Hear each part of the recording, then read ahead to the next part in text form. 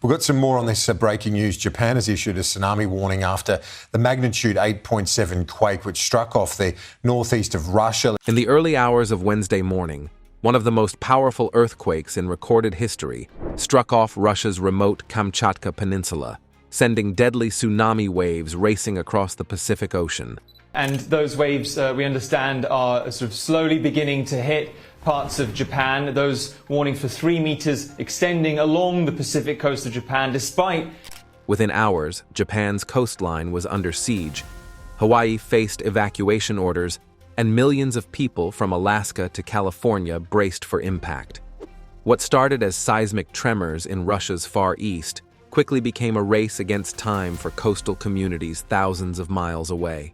Stay with us as we uncover how this natural disaster unfolded and what it means for the future of earthquake preparedness across the Pacific Ring of Fire.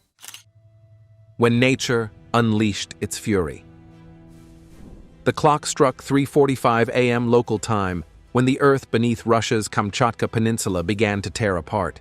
The massive 8.8 magnitude quake is tied for the 6th strongest ever recorded, making it one of the most powerful seismic events in human history. The epicenter lay deep beneath the Pacific Ocean, roughly 90 miles east of Petropavlovsk-Kamchatsky, a city home to 180,000 people who were about to experience nature at its most terrifying. The earthquake was the kind of event that reshapes coastlines and rewrites geology textbooks. One of the strongest earthquakes ever recorded struck off Russia's sparsely populated Far East early Wednesday, but its remote location offered no protection to the millions of people living around the Pacific Ocean. In Petropavlovsk-Kamchatsky, residents were jolted awake by violent shaking that sent furniture flying across rooms and mirrors, shattering on floors. Many people rushed into the streets, wearing nothing but pajamas, their feet bare against the cold pavement. The cars swayed back and forth like toys, building balconies shook so hard they seemed ready to collapse, and the familiar sounds of a sleeping city were replaced by car alarms and shouting voices. Power lines snapped across the region, plunging entire neighborhoods into darkness. Cell phone towers failed, cutting off communication just when people needed it most. In the span of minutes, a modern city had been thrown back into the dark ages, isolated and vulnerable. When an earthquake this powerful strikes beneath the ocean floor, it moves entire sections of the seabed, displacing billions of tons of water in the process. The result is a tsunami, and this one was going to be massive. A tsunami height of 10 to 13 feet was recorded in Kamchatka, turning what should have been calm coastal waters into towering walls of destruction. The waves didn't arrive as the single massive wall that movies often show. Instead, they came as a series of surges, each one pushing further inland than the last. The first wave hit Russia's Kuril Islands within an hour of the earthquake.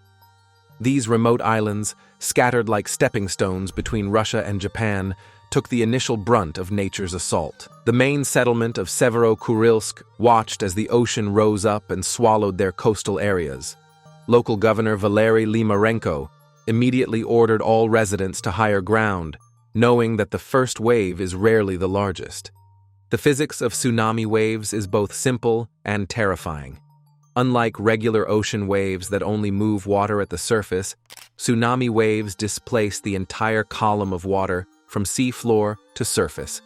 This means they carry enormous amounts of energy and can travel across entire oceans at speeds of up to 500 miles per hour, as fast as a commercial jet airplane. As the waves raced eastward across the Pacific, they were invisible to ships at sea. In deep water, tsunami waves are often less than 3 feet tall and can pass completely unnoticed. But as they approach shallow coastal areas, the waves slow down and pile up on themselves, growing taller and more dangerous with each mile they travel toward shore. Meanwhile, across the Pacific, millions of people had no idea what was heading their way. Japan braces for impact. Japan sits directly in the path of tsunamis generated from Russia's Kamchatka Peninsula, and Japanese officials knew they had only hours to prepare for what could be a disaster of epic proportions. The Japan Meteorological Agency immediately issued warnings for waves up to 3 meters high along the coasts of Hokkaido and Honshu. Nearly 2 million people were under evacuation advisories as authorities scrambled to move entire coastal communities to safety. The warning system that Japan has perfected since the devastating 2011 tsunami sprang into action. Air raid sirens wailed across coastal towns, emergency broadcasts interrupted television and radio programming, and cell phones buzzed with urgent evacuation alerts. For many Japanese residents, especially those who lived through the 2011 disaster, the sound of tsunami warnings brought back terrifying memories. That earthquake and tsunami had killed nearly 16,000 people and triggered the Fukushima nuclear disaster. Nobody wanted to take any chances this time. The first tsunami wave of about 30 centimeters, or approximately 1 foot, reached Nemuro on the eastern coast of Hokkaido. Waves 10 centimeters to 50 centimeters high were recorded along wide areas of the Pacific coast, from Hokkaido to Okinawa. While these initial waves seemed small, Japanese officials knew that larger waves often follow the first arrivals. In the port city of Kuji, authorities watched nervously as the ocean began to behave strangely. Later in the day, waves of 1.3 meters were reported in Kuji, confirming that the tsunami was indeed growing stronger as it approached the Japanese coastline. The evacuation process revealed both Japan's strengths and vulnerabilities. In well-prepared coastal areas, residents moved quickly and orderly to designated evacuation centers located on higher ground. Schools, community centers, and government buildings opened their doors to house thousands of displaced families. Emergency supplies that had been stockpiled after previous disasters were distributed to evacuation centers. However, not everyone could evacuate easily. Elderly residents in nursing homes required special transportation. Hospital patients on life support needed power sources that would work, even if electricity failed.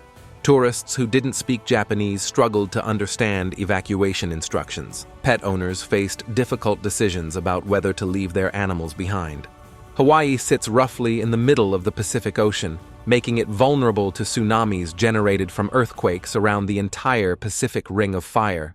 When the Russian earthquake struck, Hawaiian officials knew they had approximately 15 hours before the waves would reach their shores, just enough time to prepare, but not nearly enough to feel safe. Tsunami waves reached Hawaii's coast around 7:30 p.m. local time Tuesday, turning what should have been a peaceful evening into a night of anxiety and uncertainty. Hawaii Governor Josh Green had spent the day coordinating evacuations and emergency preparations, knowing that his state's tourist economy and isolated location made tsunami response particularly challenging.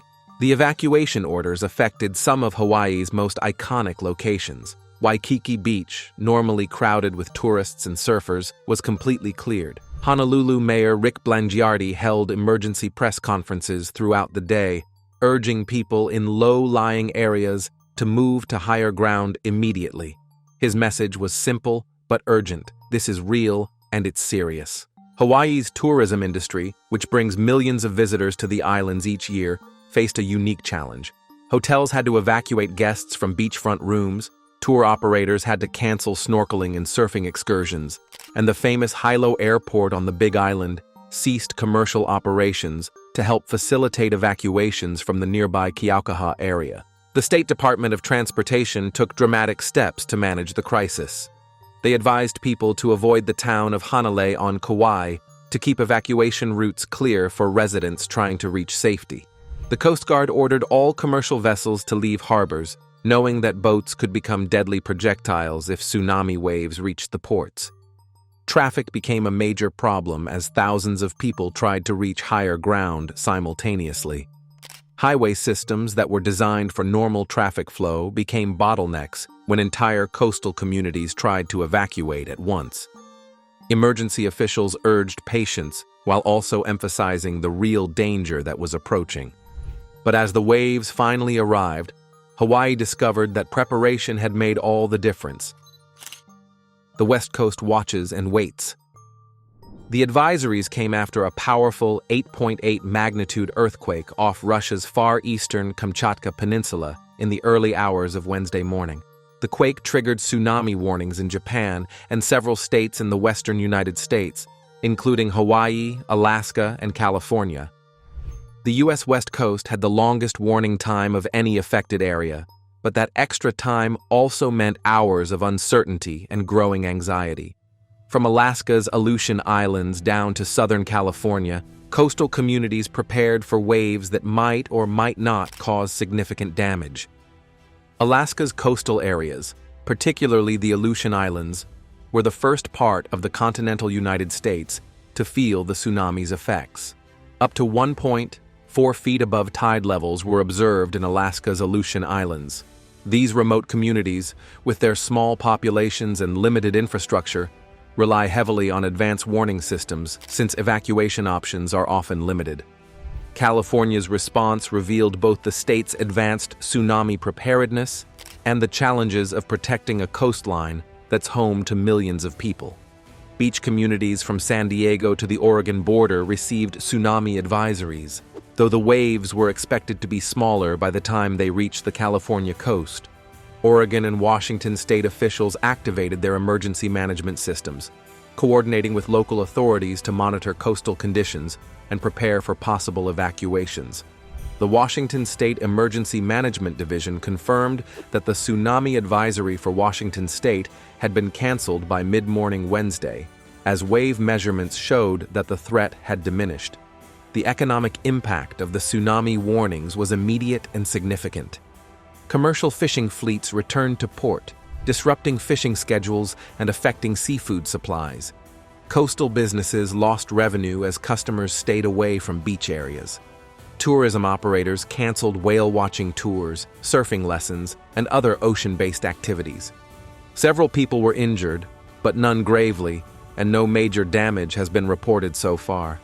This sentence, reported by news organizations around the Pacific, represented both relief and a reminder of how much worse things could have been.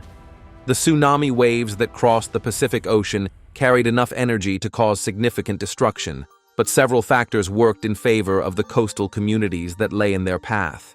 The earthquake's epicenter was located in relatively deep water, which meant that some of the wave energy was absorbed by the ocean rather than being directed entirely toward shore. The waves also had to travel thousands of miles, which allowed some of their energy to dissipate over distance. In Japan, the tsunami could be spotted hitting the coast in Owarai, Ibaraki Prefecture, Japan, as the impact of the earthquake that hit off the coast of Russia continues to spread. Videos showed water surging over seawalls and flooding coastal roads, but the scenes were far less devastating than what Japan experienced in 2011. The difference was preparation.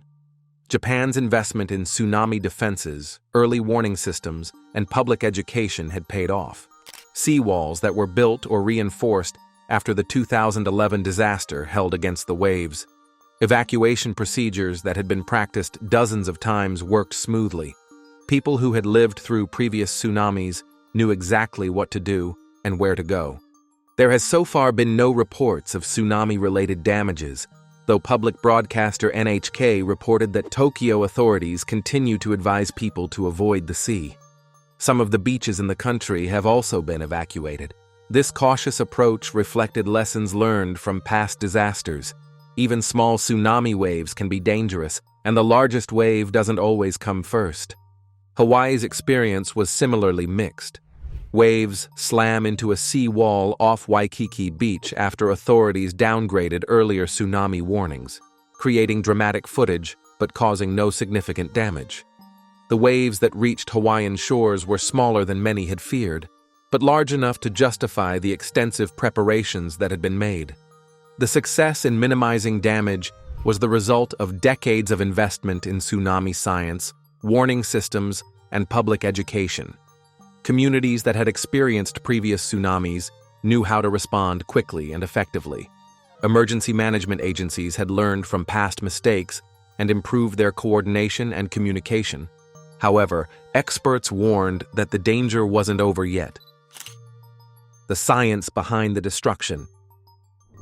Understanding why this earthquake generated such a powerful tsunami requires looking at the unique geology of the Kamchatka Peninsula and the broader Pacific Ring of Fire. This region sits at the intersection of several major tectonic plates, creating one of the most seismically active areas on Earth.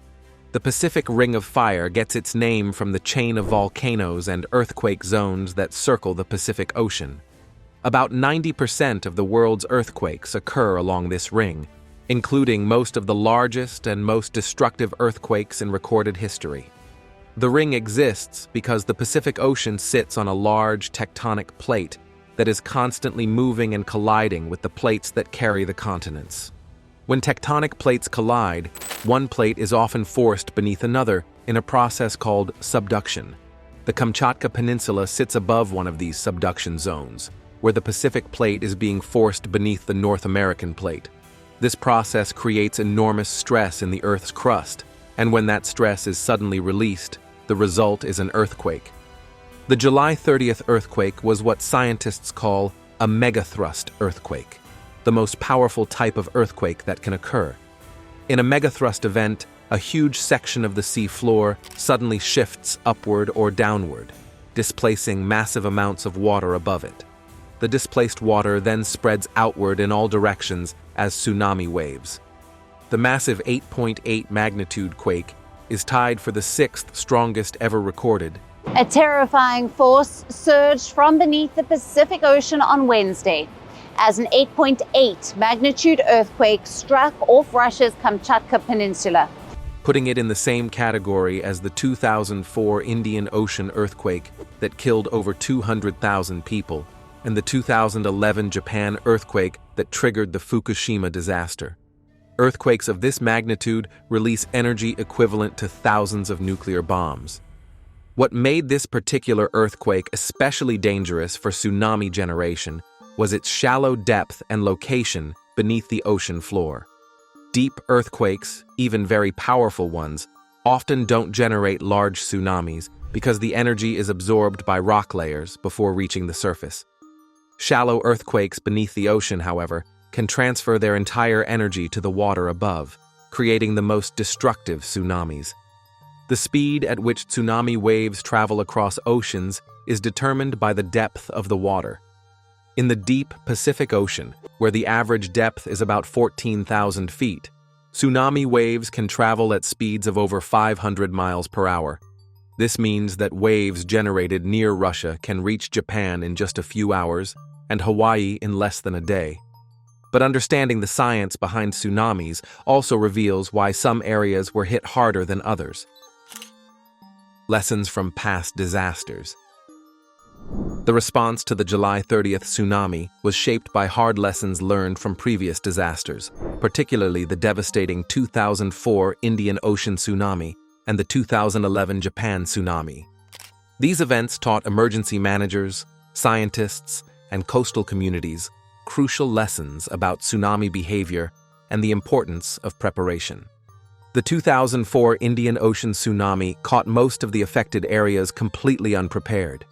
There was no region-wide warning system, many coastal communities had never experienced a tsunami, and public education about tsunami risks was almost non-existent. The result was catastrophic. Over 200,000 people died in 14 countries around the Indian Ocean. After 2004, the international community invested heavily in tsunami warning systems and public education. The Pacific Tsunami Warning Center, based in Hawaii, expanded its coverage and improved its ability to quickly assess earthquake and tsunami threats. Countries around the Pacific Rim installed deep ocean tsunami detection buoys that can measure changes in water pressure and transmit data via satellite to warning centers. Japan's experience with the 2011 tsunami led to even more sophisticated preparation and response systems. The Japanese government invested billions of dollars in higher seawalls, better evacuation routes, and more extensive public education programs. Every coastal community in Japan now has detailed tsunami evacuation maps, regular evacuation drills, and emergency supplies stockpiled in evacuation centers. The success of the July 30th response demonstrated how effective these investments have been. Evacuation orders were issued for 1.9 million people in Japan, and the evacuation process proceeded smoothly, despite the enormous number of people involved. Emergency broadcasts reached people within minutes of the earthquake, giving coastal communities hours to prepare for the arriving waves. The technology that enabled this rapid response would have seemed like science fiction just a few decades ago. Seismic monitoring stations can detect earthquakes within seconds and automatically calculate the tsunami risk. Satellite communication systems can transmit warnings to coastal communities faster than the tsunami waves can travel. Computer models can predict wave heights and arrival times with remarkable accuracy. However, technology alone isn't enough. The most sophisticated warning system in the world is useless if people don't know how to respond to warnings or don't take them seriously. This is why public education has become such an important part of tsunami preparedness. In Japan, school children regularly practice tsunami evacuation drills, learning to move quickly to higher ground when they hear warning sirens. Coastal businesses have evacuation plans that specify exactly how they will move customers and employees to safety. Tourist areas have multilingual warning signs and evacuation route maps. The massive earthquake off Russia's coast and the tsunami it generated could have been a disaster of epic proportions. Instead, it became a testament to the power of preparation, international cooperation, and lessons learned from past tragedies. While the waves that crossed the Pacific caused anxiety and disruption, the relatively small amount of damage demonstrates how far coastal communities have come in protecting themselves from nature's most powerful forces. What do you think communities should prioritize as they prepare for future tsunamis? Share your thoughts in the comments below.